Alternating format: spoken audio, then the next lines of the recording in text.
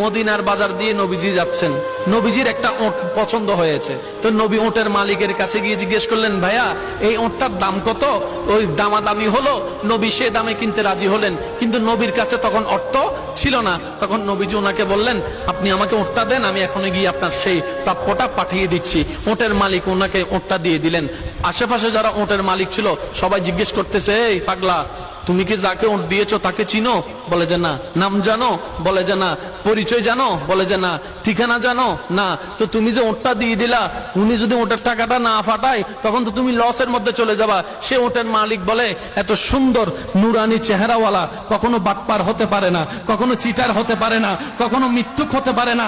ওনার চেহারা দেখেই তো আমি ওট বিক্রি করার আগে মনটাই বিক্রি করে দিয়েছি, মনটাই বিক্রি করে দিয়েছি, মনটাই বিক্রি করে দিয়েছি।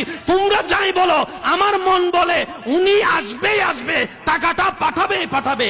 এই কথা বলতে না বলতে কিছুক্ষণ পরে নবীজির একজন সাহাবা এসে বলছেন, একটু আগে একজন ওট নিয়ে গিয়েছেন কাছ থেকে, ওটের মালিকটাকে একটু দেখতে চাই। উনি বলে যে আমার থেকে। তো উনি বললেন, আমাদের নবী আপনার থেকে ওটটা নিয়ে গিয়েছেন, ধরেন ওটের টাকাটাও দিয়েছেন, আপনাদের খাবার জন্য কিছু খেজুরও হাদিয়া পাঠিয়েছেন, খেজুরও হাদিয়া পাঠিয়েছেন। ওই ওটের মালিক বলে, ভাইয়া টাকাটাও রাখেন, খেজুরটাও রাখেন, আগে আমাকে ওনার কাছে নিয়ে যান।